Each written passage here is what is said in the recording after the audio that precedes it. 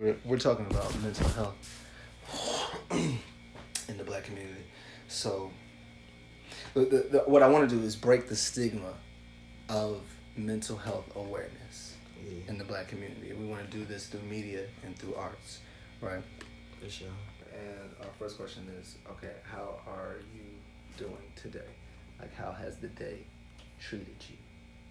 Man, it's been pretty good, man. I just got through eating Thanksgiving dinner. Yeah. Some good ass yams, you know what I'm saying? I'm talking about the turkey with here. What?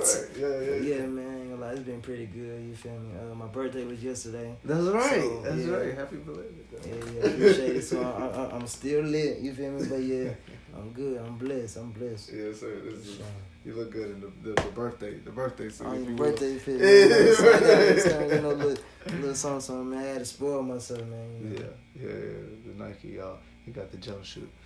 What is this, like a cream brown. Yeah. I don't know. I ain't gonna lie. I feel like it met me. You know what I'm saying? Then I got the shoes to match. You know what I'm saying? Like I had to. Yes, sir. It's like, I don't know. It's like a. Yeah, I think it is cream brown. Something like that, yeah. It's real nice, like a mocha, You feel when you dress good, you look good, you feel good? Yeah, man. I pretty much feel good like all the time, bro. I just you know what I'm saying. We got those days that we feel like that we feeling down, but whole time we feeling good. We just don't have that much motivation. You feel me? Right. And a lot of people suffer from some mental health issues like depression. Yeah, for sure. I know I do, man. No cap. Really? Abuse and trauma. That happens a lot in our community. So did you know historically or historical adversity, right? Adversities like slavery, sharecropping, race-based exclusion from health and education, social and economical resources, that translates into socio-economic disparities. This is what they say. They call it social economic disparities experienced by black people today. And social economic status, I had to look up. It says it is the position of an individual or group on the social economic scale, which is determined by a combination of social and economic factors, such as income, amount, and kind of education. So they're judging us based on the amount of income we have, the amount of education that we have, the kind of education that we have, the type of prestige that our job is, the places that we live. This is socioeconomic status. And they're saying that black people suffer from the disparities of socioeconomic status based on historical adversities like slavery and sharecropping, racism. It says our socioeconomic status in turn is linked to mental health.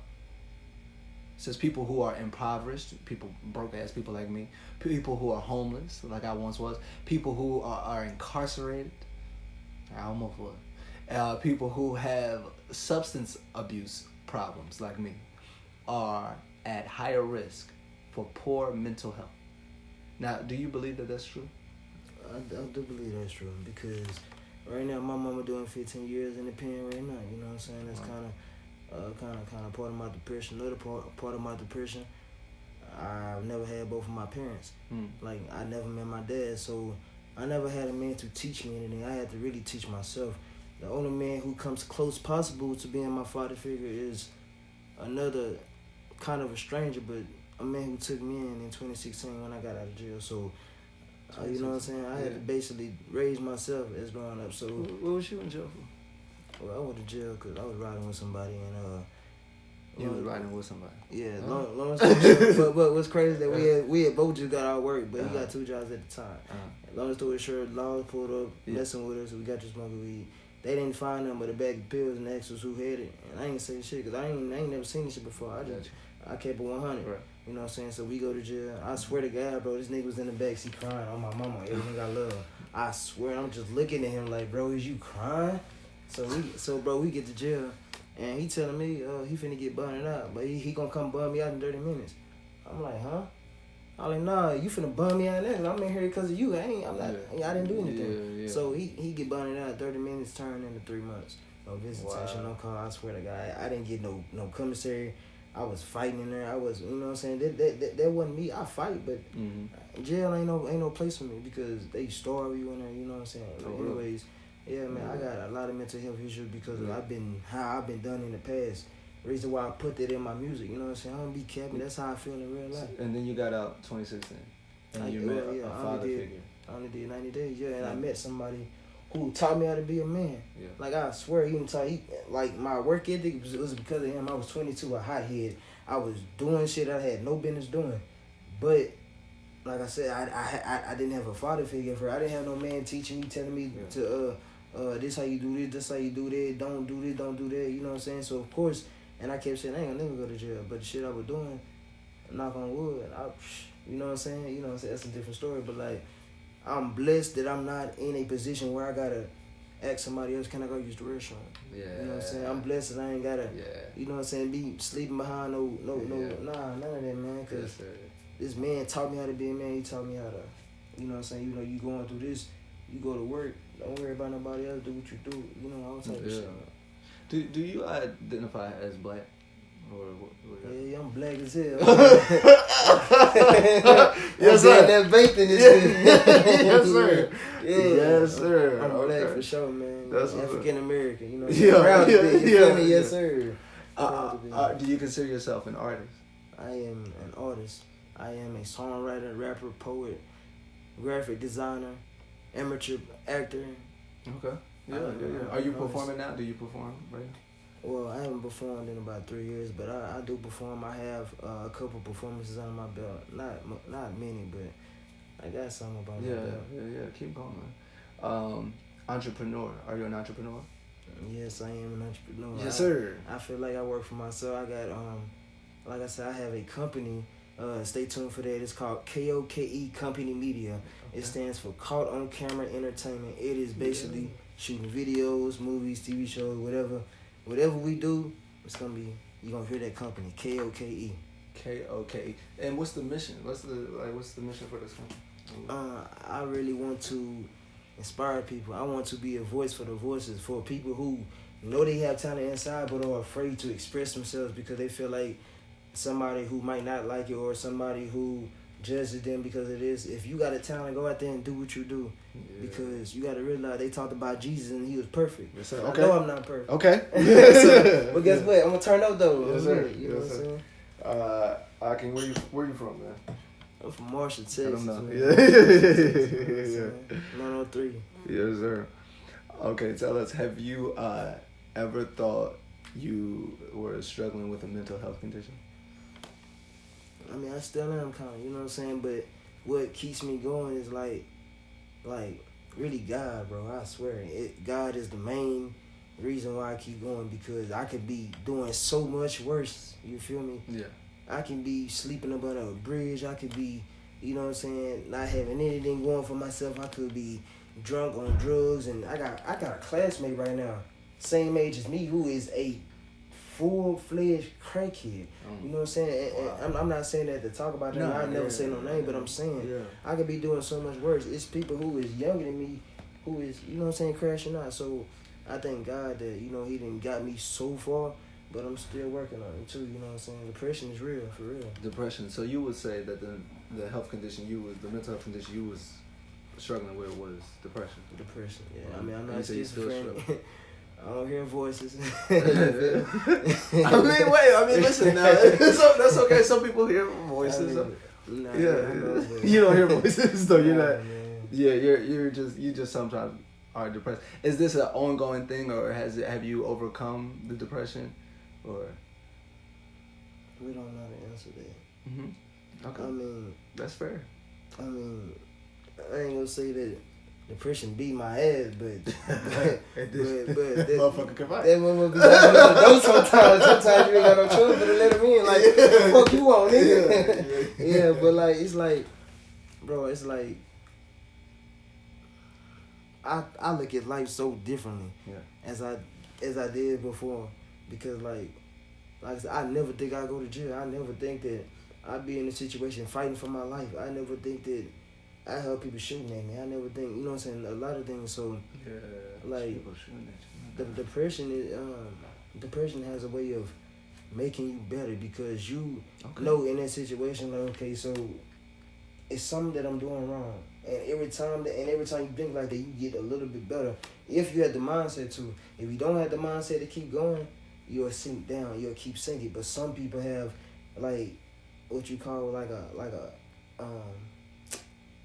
I say escalator, because every time you get better, it's just a step up. You know what I'm saying? So, me personally, since you know what I'm saying, I just turned 28, but I got the mindset of a 40, 50, 60-year-old man. You know what I'm saying? Because I look at life differently. You know what I'm saying? There's a lot of people my age that's childish that don't even have no drive for themselves. Yeah. You know, but I fuck with that. Like, I mean, the struggles. I was talking about this earlier. Is what brings those successes. So you know you kind of gotta go through, you know, the hard times to get to the top. You know, when did you realize? You put a name to it already. You called it depression. So when did you first start realizing, like, okay, this is probably depression that I'm going through? A nigga probably depressed. I ain't gonna lie, I learned at a young age, bro. Oh, really? I swear. So you had known about depression already, like at a young age, like people were talking about it. You might not believe me, but Wiley College offered me a long time ago. Wiley College offered me a 4-ride scholarship to their school when I was in the 5th grade to quit school right now and go to Wiley College. My IQ then was 141 when I took the test. I'm not playing. Like, I swear on everything I learned, bro. Wiley College offered me a 4-ride scholarship in the 5th grade. 141, y'all. Listen, I don't know. I'm dumb as hell, so I don't know how smart that is or not. It was something like that. It was 100 and something, I know. But I'm saying in the 5th grade, and then, but I told them that I wanted to graduate high school first, then I come to Wiley. In the 5th grade. And guess what I did? I graduated high school. Yes, sir. And I came to Wiley College. Okay. Like, you did show go to Wiley College. Yes, sir. But you were offered. I was offered a 4-ride scholarship. My granny, bro, I offered a 4-ride scholarship to Wiley College. They asked me personally, do I want to come to school right now? Because I was so smart. Yeah. And I really feel like people call me a smart ass because I was, bro. So it was either go to 6th grade or go to Wiley College. I swear, bro. Okay. I'm not playing. Like, it was crazy. But like I said, I wish I would have did that because after I went back to school, started getting in trouble. Started fighting. I actually got kicked. I got kicked out of one 5th grade school and went to the other one, which was Sam Houston. I got kicked out of Sam Houston and went to Pricey Young. Not knowing Pricey Young is a more worse school. It turned me up. Boy. Yeah, I got since middle school. Yeah, and then middle school kind of. So. Yeah. You asked me when did I realize? Well, basically because when I was younger, my stepdad used to make me run laps around the house. He used to beat me. He used to make me like attempt to do 1,000 push-ups and 1,000 sit-ups a day. I used to get tortured. Not only that, when I went to CPS, when I was in CPS, I done went to a lot of foster homes. You know those cocoa bud things, like with the it got like it's like a stick on the ball. I mean, it's like, you know what I'm saying. It got the little poking. It comes out like around October. Those little sticker bugs, those little cocoa bugs. Y'all some country. Y'all country out here. Y'all call them sticker bugs. Yeah. Now I know what they are. Yeah. You know what I'm talking about. So little cactus Jones. Yeah, those things. So look, my foster parents, they were white. They made me bag up bags of them, like 4 bags full before I came in the house. Oh my God!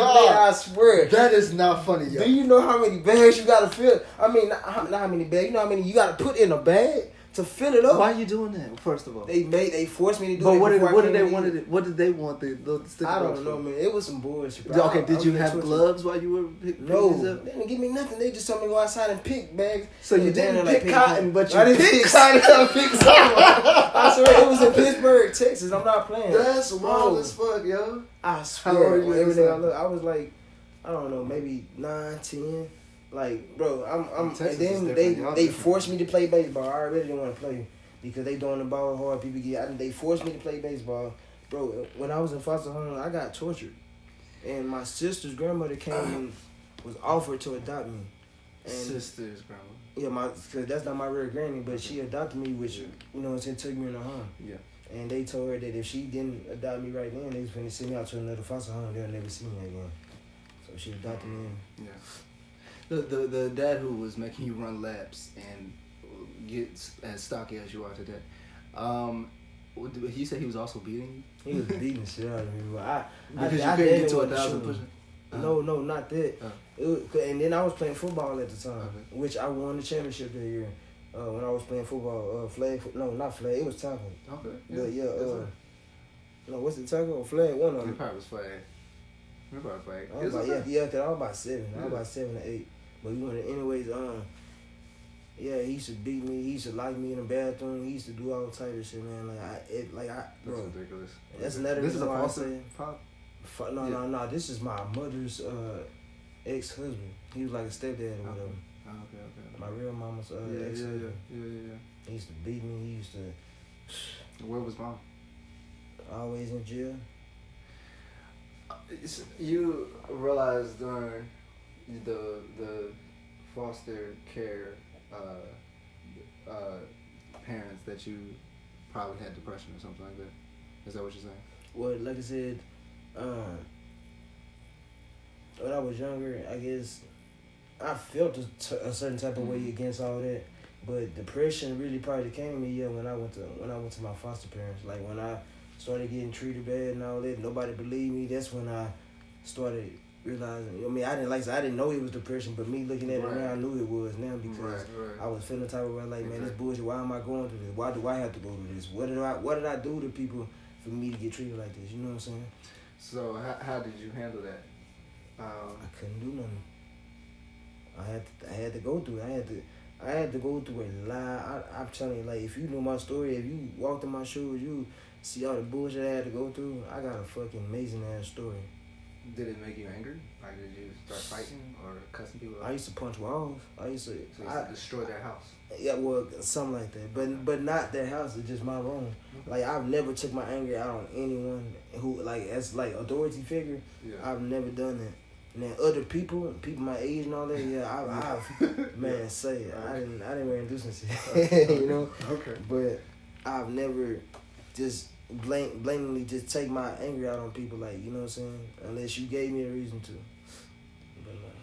But what do you, if you, now that you kind of are older and you can look back and see what it was, what do you think a young person like that, how do you think they should handle it? I think they should talk to somebody, because I didn't have nobody to talk to. And like I said, nobody believed me. They think I was just a badass kid who people were just, because like I said, people were blaming a lot of shit on me, lying on me, make me feel like I'm just a bad kid, when the whole time I'm smart as hell. And, you know, but like I said, I feel like they should talk to somebody. Even though they might be embarrassed to talk to a counselor, they need to, because those who do talk to a counselor, I feel like have a less risk of committing suicide.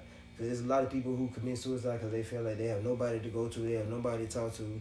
All the people who they go to feel like they just harassing them or taking advantage of them, so they don't have no one to go to, so they have nowhere to answer. Yeah. So their only answer is that. I feel like they should go and talk to somebody who they trust. I don't care what it is, go and talk to them, because if you know what I'm saying, before it's too late. Yeah. You feel me? Go talk to somebody. I agree. We want to go back to the sticker bugs, because we are very much, it was crazy, doing this for the black community, and I think it's so important to put names to some of the mental health issues that we're going through. Everybody goes through it. It's not a bad thing. It's health, and we need to keep up with it. Even my eating and my physical health is not that good, you know. And it's not just because I'm black, but it just happens to be some of our eating habits aren't that good. So I'm not that healthy physically, but mentally either. And we never check on that. We never diet. We never try to do anything for our mental health. So I'm glad to talk about it. And we go through stuff that's so different that I could never imagine y'all to be picking sticker bugs. Yeah, these little cactuses, y'all. If y'all don't know what they are, they're little they're like cactuses. They're just like it. And they're circular, so there's no way around it. And it's just going to prick you. Yeah. And I just, wow. You know, I'm not from Texas, so I've heard some racist stories. I've heard field trips at the cotton field. And so I'm just like, I couldn't imagine. And then some of the children were picking cotton at the field trip. I was like, how y'all got little black kids picking cotton? That's crazy. Right, so, but for a white foster family to have their black foster child picking anything. And if they ever hear this interview and they lie, I would take it. Because I told my caseworker, and I don't think she believed me. And that's why they moved me to a foster home in Wascom. Now, when I was going there, ooh, I might not even talk about that. That's when I lost my virginity. I swear, like I'm telling you, I was 13 at the time.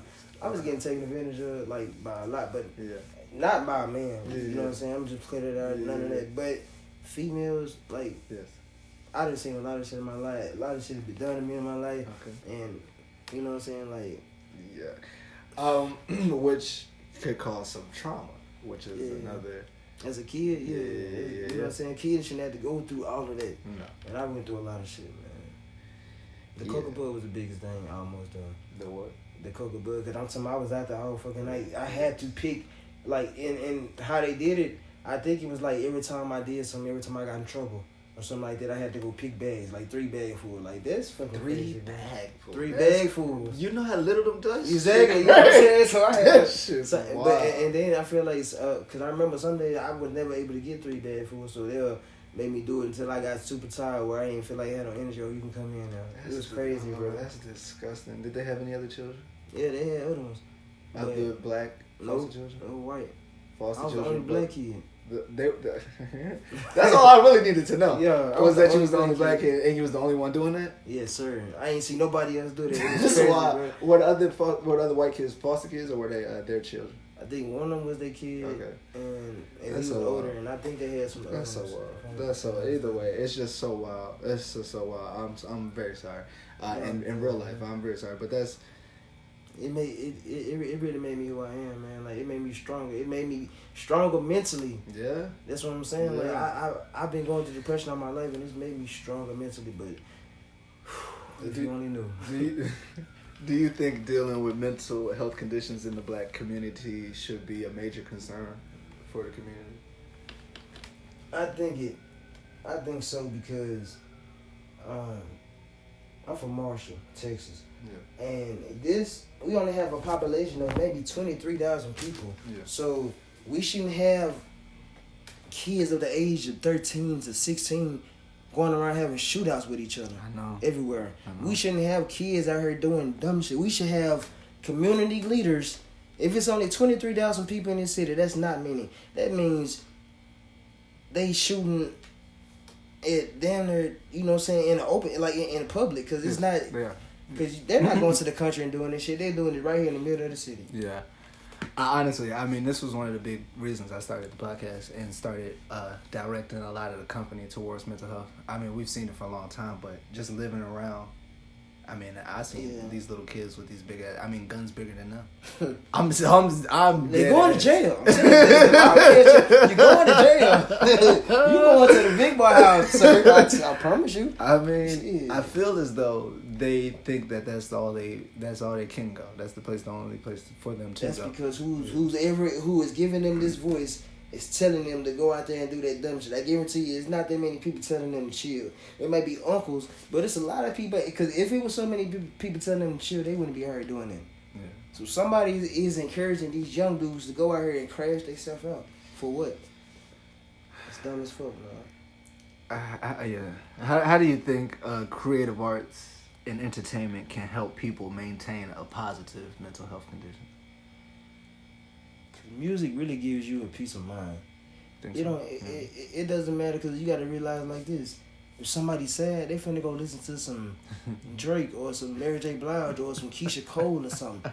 If they feeling mad, they finna go listen to Lil Boosie or something. They finna go get crunk. They finna go listen to them, they go get a crunk. Yeah. Now, if they feeling like just feeling okay, they, you know what I'm saying, they feeling whatever they feeling, they finna put some music on to, you know what I'm saying? Yeah. Not only that, just saying artists. When an artist is feeling bad, like me myself, when I'm feeling down, I'm down and almost always going resort myself to writing, going to write something, going to work on something, going to rap, going to sing, going to do something to make myself feel like, okay, they might have said this about you, but you are powerful, you are great. You know what I'm saying? So I gotta remind myself, even though even though they, you know what I'm saying, shine down on me, I still remind myself, you gotta go, you got this, you know what I'm saying? So Can your art or your business help people maintain a positive mental health? I believe so. Okay. I believe my music like I said, will hopefully inspire someone. Like, because me personally, I believe I'm not everybody's cup of tea. So when they listen to my music and they hear that pain, I hope it touches somebody who also been through the same thing, because they're gonna be like, I felt that, like yeah, he talking some real spirit, like I feel, you know. Yeah. Your business, how do you think that's gonna start helping people keep positive mental health?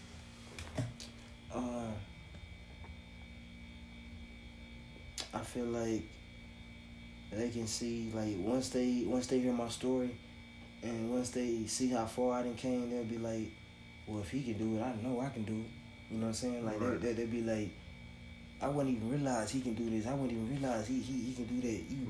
That's why you never judge a book by its cover, because you gotta open the book to read the pages. Okay. You know what I'm saying? You gotta research. You can't just, you know what I'm saying? You can't just be like, oh, he trash, or she can't play no softball, or she can't shoot, she can't, you know what I'm saying? You gotta watch, you got to experience it, you got to live it in order for you to understand. Right. And then, you know what I'm saying, once you, like I said, in my music, I feel like somebody gonna hear it and they gonna be like, damn, I did that too. Okay, so, you know what I'm saying, I wanted to inspire people, to let them know that no matter what anybody say about you, you got to keep going. If you got a dream, push that motherfucker. I don't give a damn what measures you take, push your dream out, because somebody gonna hear it and somebody gonna want to help you with it. You feel me? Yes, sir. Last week, there's a comedian named B. Simone. I don't know if you know who B is. She's on Wildin' Out a lot. Yeah, I heard her. Yeah, I seen it. You've seen the recent talk about her not taking a shower every day? Nah. Okay. Well, she says, you know, she takes a shower about 2 or 3 times a week. She doesn't shower every day. And, you know, they were kind of suggesting a lot of women do that. Now, social media got really upset and thinks that she should shower daily. That's what I don't get, bro. Social media always talking about somebody else's life. They always talking about what somebody else saying, but not even worried about their damn self. There's a lot of people who do not. On social media, damn, 50,000 people don't shower every day. Why y'all talking about this lady? You feel me? Get the fuck out of here. That's what they talking about. So that is crazy as hell. So I asked you, do you think mental health plays into B. Simone not taking a shower every day? Not really, because she don't give a fuck. I mean, that's her life, you know what I'm saying? Yeah. Like, you can't get mad at her for living her life.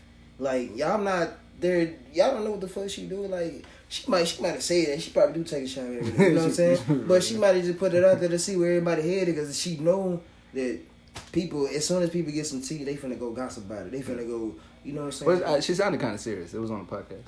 She sounded kind of serious, yeah. I mean, how do you... But you never know. A lot of people say themselves, you know what I'm saying? But I'm saying, though, like, with that, I feel like... You seen her. She's fine as well. Yeah, she is. You dating her, even though she don't shower every day? I mean... Go ahead, be honest. I mean, go ahead. As long as she don't smell like fish and motherfucking tuna, all type of... Nah, like, it's a name, though, like, because, you know, everybody's not perfect. You know what I'm saying? There's nobody perfect. Absolutely. And I don't shower every day. I shower most of every day. You know what I'm saying? Yeah, but it's like some days we get too tired to do things and we be like, okay, I shower in the morning. That's different. You know what I'm saying? Like people, I feel like people need to really in the world worry about them. If everybody minded their own business and talked about their own selves, this world would be better. But instead of worried about it, this woman take showers 2 or 3 times a week, bro. Like this. That's pushing it. It's like people just want to blackball people for no reason. You feel me? Like that's crazy. But you don't think that mental health plays any part in her not taking a shower? I mean, that's hard to say. Or it could. Maybe it could. We don't. I don't know. I don't know the girl. But do you think it could? That is that's not 2 or 3 times a week. I mean, it's 7 days in a week. So. Yeah, I mean, hold on. She's at least 5 and a half. You know what I'm saying? She gotta add like you can miss it, dude. she can add about 2 days to it. Yeah, I think she can add 2 days. But like I said, that's a woman. A woman is not supposed to live her life like that. First of all, a woman missing 2 days. In the summertime, I swear you been at work on 2 days. I'm gonna say something. I swear I'm gonna say something. You gonna be mad as fuck at me, and it ain't my fault because it's your fault. You knew what the fuck you were doing before you approached me. Now sometimes I know I might be, you know what I'm saying, but I work out. Okay. That's my life. Yeah. I also go get in the shower when I get home. Yeah. But ain't no way I'm finna go do this and do that and then just walk up to a female like I'm finna make game to it. Like, nah. I totally agree. I already said it on the page. I agree. And for women, a lot of times we can smell that. Yes, sir. We can smell that. But for a nigga, you're not gonna be smelling it. I mean, armpits may smell, but we can kind of get away with that. You can kind of get away with that one, but y'all smell like fish. You know, I can smell that from across the room. You gotta put some water on that shit. Hey, what did they find? Say, you gotta put some water on that shit, boy. Shit, put some water on that shit. Splash some soap and water, right? Shit, some soap and water. Shit. Damn. How do you think we should address mental health issues at least in the black community? How should we start addressing mental health issues? I think by doing a big barbecue. Okay. And inviting everybody. You know what I'm saying? For real. Like it's gotta be leaders in the city. It's gotta be people who people look up to. Boy, that's black as fuck. I like that idea. That's black as fuck, but I like that idea. A big barbecue. It's gotta be people who can actually have a voice in the hood. Like I could have a voice in the hood if they wasn't so judgmental. Now you got somebody who's an OG or something and he get another OG from this hood, another OG, and they all come together and get it. And I'll help them with it. Like I'll throw some money and have barbecue, but tell everybody, hey, everybody invited. Leave the bullshit at home. We got a DJ coming. We got live performances. You know what I'm saying? Something different. You know what I'm saying? And tell everybody just come and have a good time. And then afterwards, once everybody having a good time, we see everybody chilling. Somebody gonna get on the microphone and be our guest speaker, and they gonna talk. They gonna tell them like, this is what I mean about black. Excellence. Everybody here ain't no fighting, ain't no shooting, none of it. You know what I'm saying? We gonna get into the mental. You know what I'm saying? That's what we need. We need everybody to be at the same place at the same time so we can talk to everybody. Yeah. It can reach everybody. You know what I'm saying? Make them think it's just a barbecue, but whole time. Yeah, right. Yeah, man, we need to talk to everybody because there's some dumb shit going on in the city and we need to stop it right now. You know what I'm saying? That's exactly what we need. We need a fucking big ass meeting. Yeah. With the city. You know what I'm saying? And that's gonna be. I'm fucking with that. I like. Just that imagine how many people be out there. You know what I'm saying? I like that a lot. I like that a lot. What do you think? Up and coming black creative artists and entertainers, what do you think they should know as they work to get into the industry? Remain solid, remain underground, because once you get to a certain part of whatever fame, once you get to once you touch a certain amount of money, that's when the vultures start coming at you. Yeah. I feel like in my eyes, we can't die with the money. The only thing we can do is enjoy life. So I feel like when they want to think about fame and fortune and all that, that's all cool. But do what you got to do to make sure your family's straight. Because everybody else, they don't give a fuck about you except for just what they can get from you. Yeah. You know what I'm saying? So like I say, do what you got to do, whatever your dream is, and do it for your family. Don't do it for nobody else. Do it for your family. Because you, especially if you in a situation where you know like. Damn, like, oh, it's got to be something better than this. All them thoughts that you have, there's got to be something better than this. Do it for that reason. Don't do it for no other reason. You know what I'm saying? If you got your daughter, or you got your son, if you got your kids, your, you know what I'm saying, nieces and nephews, your mama, if you got any thought, there's got to be something better. Do it for them. Yeah. Do it for that reason. Because anything outside of that reason, you doing it for them. Mm-hmm. Nah, don't do it for them. Do it for yourself and whoever you doing it for. Yes, sir. Hey, man. I appreciate you giving me this time. Yes, I really do. Hey, man. Hey, be on the lookout for your boy. It's your boy, Consequence KDR, man. Yeah. Looked it up on Facebook, man. Songwriter. Yeah. I got an EP dropping called Close to Home. I got another mixtape that's finna drop, man. So y'all stay tuned, man. KOKE Company Media coming soon, too. We got a couple things coming. Talk your shit, Yes, sir. Shit, I mean, is there anything extra you want to tell the people? You want people to know? Hey man, y'all email South by Southwest and let them know that your boy is trying to turn them up. You know what I'm saying? Yeah. I already submitted my application, but you know, man, Consequence KDR, consequence with a K. I'm different. It's poetry, man. Let's get it, man. I'm finna be so lit. Wait till y'all meet me, man. Wait till y'all see what I got in store for the industry. Cause I'm telling you, I'm coming for whoever, man. Hey, it's pressure behind this, man. Let's get it. You talk about South by Southwest 2023. Yes, sir. Yeah. What you plan on? You got something planned? I mean, even if I don't be accepted, I'm pulling up. Yeah. We gonna pull up. Yes, sir. So I'm gonna give y'all a little taste. You know what I'm saying? Hey, I could give you a little taste right now, but I don't want to spoil nothing. But hey, I got so much coming, man. Hey, we're gonna get you. We definitely gotta get a video now on the page. Now we gotta upload a video for them to see the talents. Man, thank you, man. I do appreciate you giving me this time. For sure, man. For sure, man.